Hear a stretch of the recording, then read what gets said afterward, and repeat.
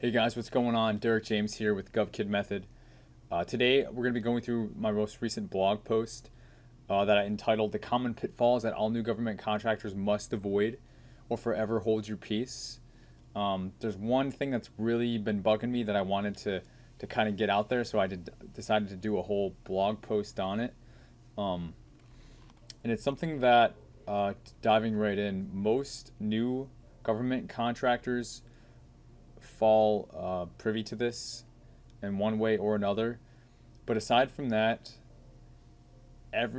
almost every small business that I've seen does a little bit of this, and it's really just it's costing a lot of money and a lot of time. And so I thought it would be important to kind of dedicate one theme and one topic just to this. So without too much ado, this one thing is chasing everything. As a government contractor, a small business owner, it's very important to be focused in your efforts and to have a strategic plan and to have everything aligned with that plan so that you're as efficient and you maximize the direction that you want to head in as much as possible. But what I see too often is small business owners, they get excited. Usually they're a team of one or two or three. There's not a lot of people. And so you kind of have to do everything and wear a lot of hats. But what I'm seeing is a lot of chasing everything and not a lot of strategy or a lot of focus. So in this article, I broke that down into a few different things. The first one being agencies. So in my book, Winning Government Contracts, the first thing I teach you is to target 3 to 5 government agencies. And specifically, those should be agencies that are geographically close enough for you to visit regularly without breaking the bank. Basically, the saying goes, if you're not able to keep up your own backyard, you have no business going out further.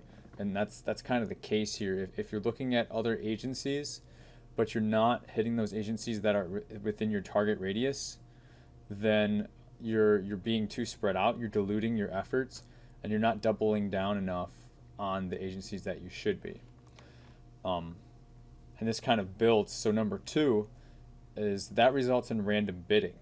So I would ideally recommend that you bid primarily on opportunities from those target agencies that you've selected, primarily the ones that you're visiting and you're watching on a daily and weekly basis.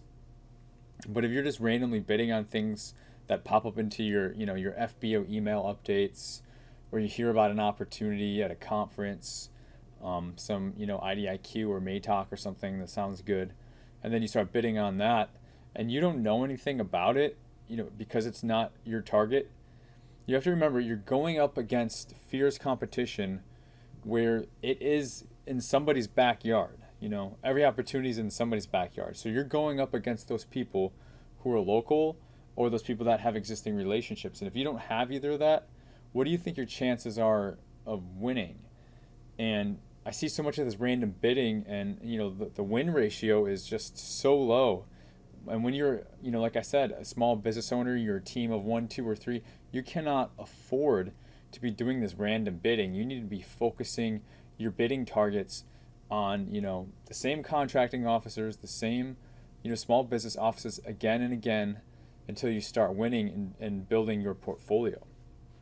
And then the third thing here, as we continue to build, is the unfocused relationship building. So that's setting up meetings, spending money to go travel to DC or any other state that you're not from, and that's again not one of your targets. But this is what I'm seeing small business owners doing all over the country. That somebody says, "Oh, this small business is a great person. Small business rep is a great person to meet with. Go set up a meeting with them."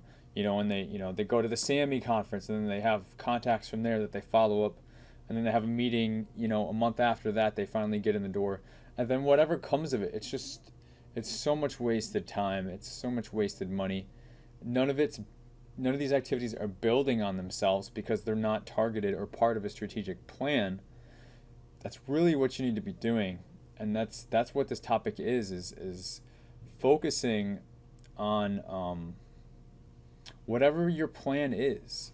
And like I said in my book, I recommend starting with the 3 to 5 target agencies. So I'm a level-headed guy. In my perfect world, things are quantifiable. So, I did a quick little scenario, and just running this over a year equates to $41,000 in 960 hours. So I did a little bit of a breakdown.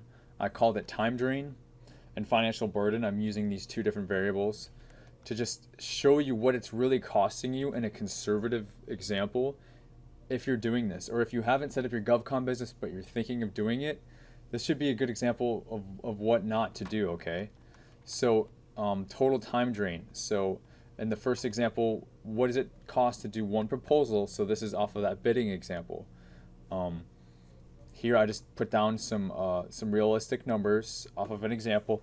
8 hours to find opportunities, 2 hours to gather past performance. We got 3 hours doing research and other miscellaneous activities for the proposal, 6 hours working on pricing and gathering numbers, 8 hours working on technical response, depending on what type of proposal that is. It could be more or less. Compliance matrix, and then putting together your proposal submission.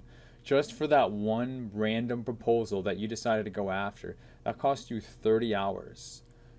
That's almost one full working week. That how can anybody afford that if they're a team of 1, 2, or 3? And that's just one proposal. That's 30 hours, and if you do that once a month, that's 360 hours a year of annual time drain. It's just absolutely insane. Now, I did the numbers again for unfocused meetings. So you're meeting with these people that, someone tells you that they're a good relationship, like we talked about, or you run into somebody, but it's not part of your strategic plan. You weren't planning to talk to that person. So again, I just did one meeting a month here. So to itemize it, the first phone call and email leading up to the meeting, we got 3 hours for that. 10 hours of travel to and from the meeting once you do go to do the meeting. 36 hours, which is a day and a half, I just estimated, of landed time once you've landed the plane and before you get back on the plane to come home. Those 36 hours are for your meeting, including if you go out to dinner with them or any of those things. And then follow up once you're back home another hour. So you put all that together, that's a whopping 50 hours. Now imagine you do that once a month. That's 600 hours. That's absolutely insane. That's 600 hours, and then another 360 hours. That's almost 1,000 hours from just those two activities, as an example. So now I took it out further for the financial burden, because it's not just time, but it actually is money. So for one proposal, we had the 30 hours. And then I used just a simple modest rate of $35 an hour. That's $1,050 financial burden for that proposal. Okay? Multiply that out by once a month. That's 12 grand. That's $12,600.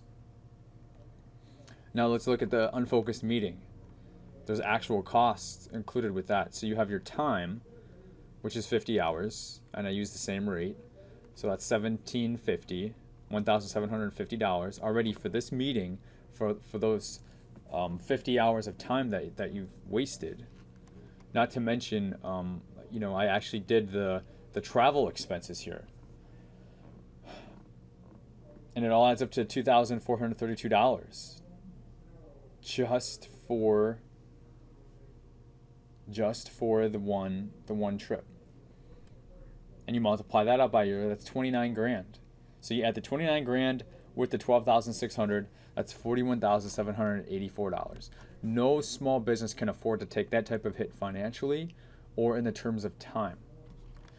And that's really why I wanted to do this article, because it's something that applies to everybody, but it can really help, the new contractors the most, because you don't have the time and the money to waste, and you have to be focusing on the activities that are most beneficial, and efficient.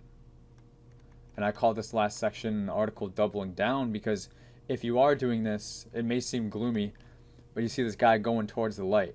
You know, if this is you, you need to start going towards the light. It means you have an opportunity to very quickly turn your business around and put together a strategic plan of targeted agencies, of targeted opportunities, and targeted relationships. And then you put the blinders on.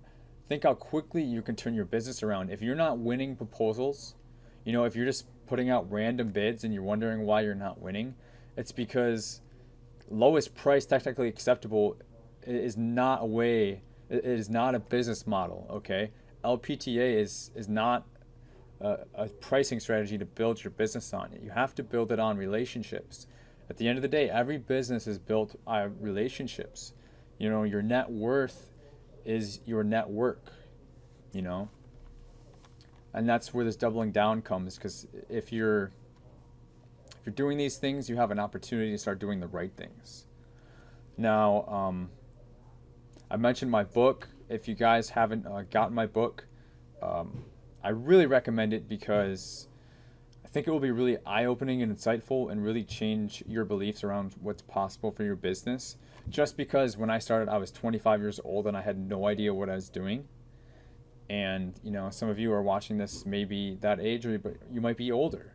And, you know, my whole shtick is, how was a kid able to win, you know, over 32 federal government contracts worth $15 million before my 30th birthday. So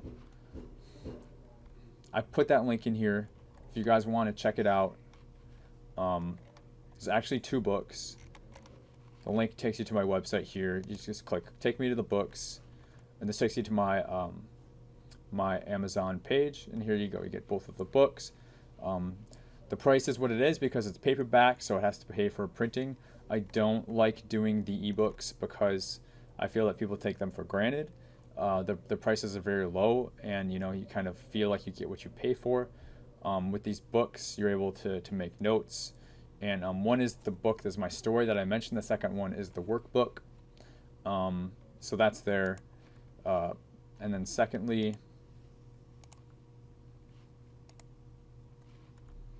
what I'm most excited about is if you guys are at all interested, maybe you've already read the book, maybe you've been following me for a little bit. I've created a course specifically for small business owners that are wanting to grow their GovCon business, or if you're on the fence and you kind of want to get started, but you want to know what to do before you decide to take the plunge. That's exactly what I built this course for. It's 27 videos that you can complete at your own time. There's downloadable PDFs as well to accompany it. It's really solid. I've helped a number of people already to actually start their own business through this course. And the course is very affordable. You know, it took me a lot of time to make this course, so setting it for $97 I thought was rather modest. Whereas other consultants and things like that will charge you thousands of dollars to get set up. This tells you what you need to know for $97. And you know, once you have access to this is through Teachable. It's a 30-day money-back guarantee if you're not happy with it. So that's there for you guys as well. So I hope you enjoyed and found helpful this article, that this pitfall, you need to focus, guys. You need to stop, like I said here, stop chasing everything and get a strategic plan. And it's not that I'm just saying that just to say it. I actually try to quantify it here for examples of the money that it could actually be costing your business and the time. So, like I said, I hope this is helpful, guys. Let me know what you think in the comment section of the video. If you have any topic ideas, I'd love to hear those. And stay tuned for more videos and more blog posts, and I'll see you next time.